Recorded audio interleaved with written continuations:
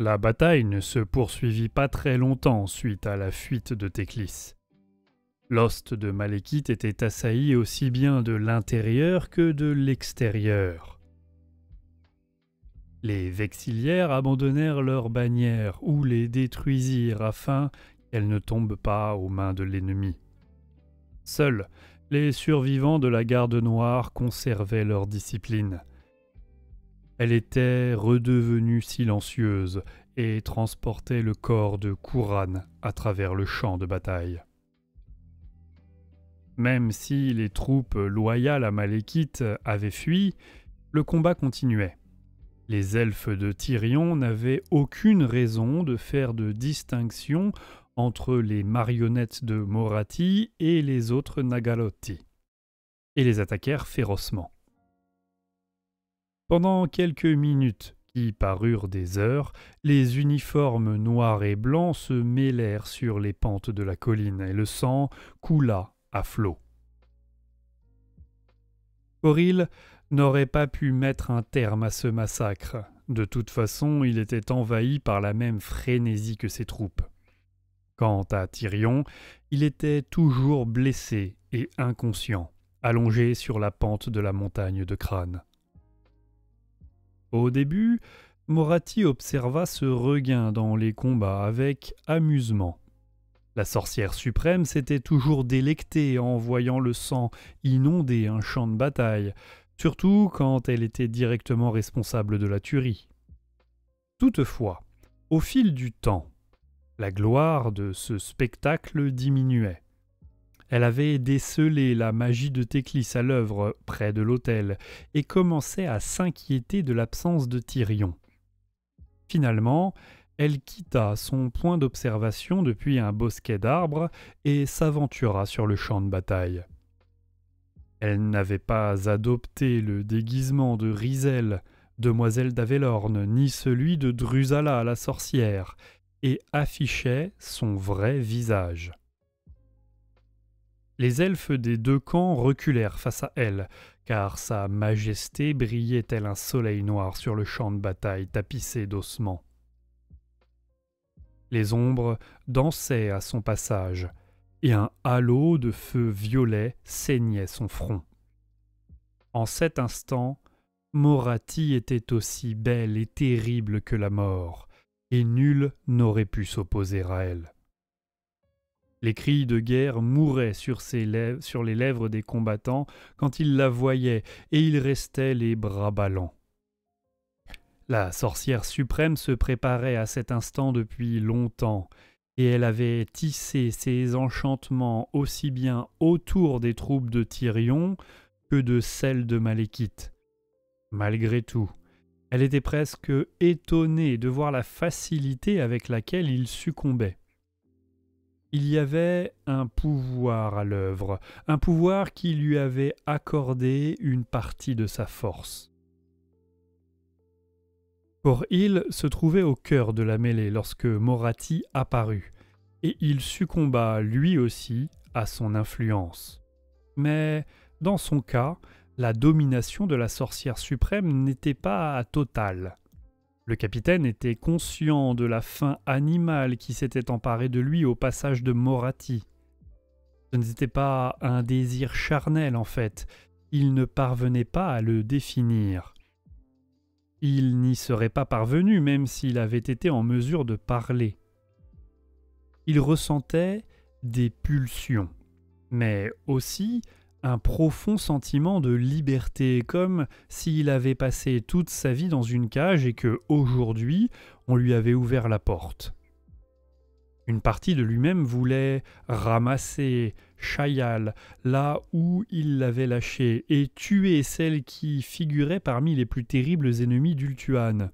Cependant, l'immense partie de son être voulait lui exprimer toute sa gratitude pour le sentiment de liberté qu'il éprouvait. Par conséquent, lorsque Morathi tendit gracieusement l'index dans sa direction, il la suivit sans hésiter.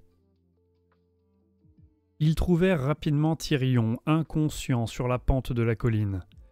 Malgré cela, il serrait toujours fermement la faiseuse de veuve, si fort qu'il était impossible de la lui faire lâcher.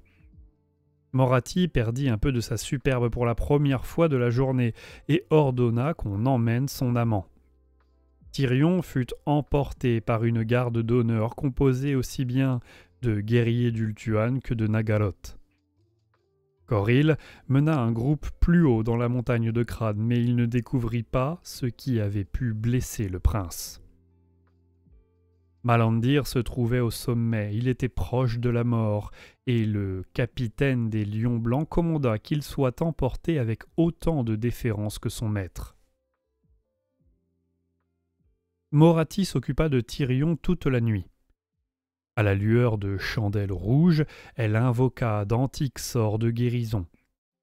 Lorsque ceux-ci s'avérèrent inefficaces, elle usa de sorcellerie mêlant sa force vitale à celle de Tyrion afin de partager le poids de ses blessures.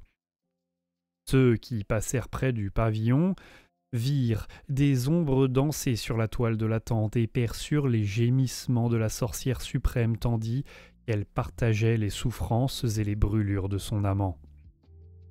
Pourtant, nul n'osa la déranger.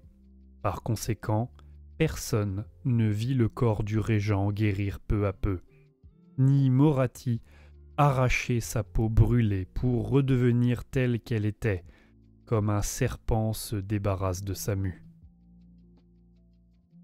Le matin suivant, Moratti sortit de son sommeil et s'aperçut que Tyrion n'était plus là. Cela ne l'inquiéta pas, cependant. Elle réalisa subitement que l'enchantement du jour précédent avait disparu, car elle avait consacré toute sa magie à guérir son amant. Pendant un instant, elle craignit avoir agi de façon irréfléchie et d'avoir mis ses plans en péril. Toutefois, lorsqu'elle entendit la voix impérieuse de Tyrion à l'extérieur du pavillon, elle sut que tout irait bien. Depuis le sommet du temple de Cain, Alice Anar observait une scène irréelle. La plaine comptait aussi bien des Azul que des Druchki. Cependant, ils ne s'entretuaient pas et étaient en adoration devant un guerrier en armure dorée. Le roi des ombres pouvait même voir certains de ses propres guerriers fantômes, des elfes de Nagarythe qui avaient juré de ne jamais trouver le repos tant que l'honneur de leurs ancêtres n'aurait pas été restauré, se tenir au milieu de la foule. Si le roi des ombres n'avait pas vu ce spectacle de ses propres yeux, il ne l'aurait jamais cru. Le vent ne portait qu'une partie des paroles de Tyrion, mais ce que Alice Anar entendait suffisait à l'inquiéter. Le régent disait que les univers des mortels et des immortels allaient être conquis par les elfes. Le roi des ombres ne connaissait pas si bien Tyrion, cependant, il était au fait de ses exploits et pensait que son âme était pure. Désormais, les mots du régent sonnaient comme ceux de Malekith, et Alice Anar se demanda s'il n'eût pas été préférable que Tyrion périsse la veille.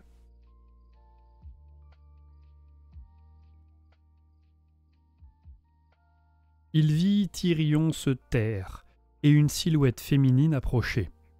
Alice Anar reconnut immédiatement Moratti, et son humeur s'assombrit davantage. Il aurait aimé planter une flèche dans la tête, sur le champ, s'il avait pensé qu'un tel risque valait la peine d'être pris. La pierre noire sur son front ne palpitait plus pour repousser l'enchantement de la veille, ce qui signifiait que son peuple n'était pas soumis à Moratti à cause de la magie, mais de son plein gré. Le vent diminua, et il put percevoir clairement les paroles de Tyrion. « Je porte l'armure d'Aénarion, ainsi que son épée. Son sang coule dans mes veines. Vous me devez allégeance. » L'assemblée des elfes répondit avec ferveur. Alice Anar sentit une sorcellerie ancienne se presser contre son esprit, et il sut qu'il devait partir s'il ne voulait pas y succomber. Il se faufila entre les rochers en essayant de chasser les terribles pressentiments qui l'envahissaient. Shadowblade voguait déjà loin de l'île Blafarde. L'équipage de hauts elfes avait préféré mourir plutôt que coopérer, mais le navire était suffisamment petit pour que l'assassin le pilote seul. Comme le vent gonflait la voile latine, Shadowblade réfléchissait à ce qu'il pouvait faire. Il savait que la flotte de Lokir Fellhart se trouvait à l'ouest et supposait que l'amiral le laisserait passer vers Arganeth. Même si Shadowblade désirait se venger de Morathi, son devoir envers Hellebron était prioritaire. Celle-ci pouvait être tenue informée des plans de sa rivale, c'était certain. Et qui choisirait-elle comme arme pour sa vengeance sinon son élève le plus royal ? Bien loin de là, Alarielle exhortait le conseil d'Athel Lorraine de se préparer à la guerre.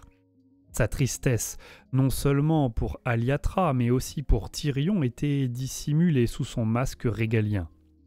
Au début, les seigneurs et les dames s'étaient méfiés d'elle, en dépit des enchantements d'Ariel qui la drapaient. Cependant, Naestra et Arahan avaient parlé en sa faveur, et Orion lui avait juré allégeance, la considérant comme sa reine. Par conséquent, ceux qui éprouvaient des doutes avaient dû tenir leur langue. Malgré tout, peu de membres du conseil appréciaient leur cousin d'Ultuan et ne voyaient pas pourquoi ils iraient verser leur sang pour eux. Alarielle partagea alors avec eux la même vision du futur que celle que Lilith leur avait donnée au pied du chêne des âges, et les objections s'évanouirent. À Chrace, la veille d'Imric cessa lorsque les dernières cendres du bûcher d'Istrana s'envolèrent dans la brise. Quand il ouvrit les yeux, il eut l'impression que les arbres de la clairière s'étaient rapprochés, comme s'ils pleuraient eux aussi la mort de la demoiselle d'honneur. Il vit alors les silhouettes encapuchonnées au milieu des buissons et dégaina son épée. Les Asraï tendirent leurs arcs. Toutefois, Araloth, qui était revenu du bois des rêves à minuit, ordonna à ses frères de baisser leurs armes et implora Imric de rester calme. Il expliqua qu'il avait voulu assister au rite funéraire d'Istrana, car elle avait combattu voilà fort longtemps pour défendre Athel Lorraine. En outre, Araloth révéla à Imric que les Asraï partageaient sa cause, qui était celle de Lilith. Quand Imric affirma qu'il ne servait que la volonté de Calédor, dompteur de dragons, et pas celle de la déesse, Araloth sourit. Il lui expliqua que Malekith et Théclis avaient besoin d'eux au sud. Du moins, c'était ce que Lilith lui avait dit. Imric ne répondit pas immédiatement, car il réfléchissait aux conséquences de ses actes. Il ne croyait pas Araloth, mais il ne savait pas pourquoi.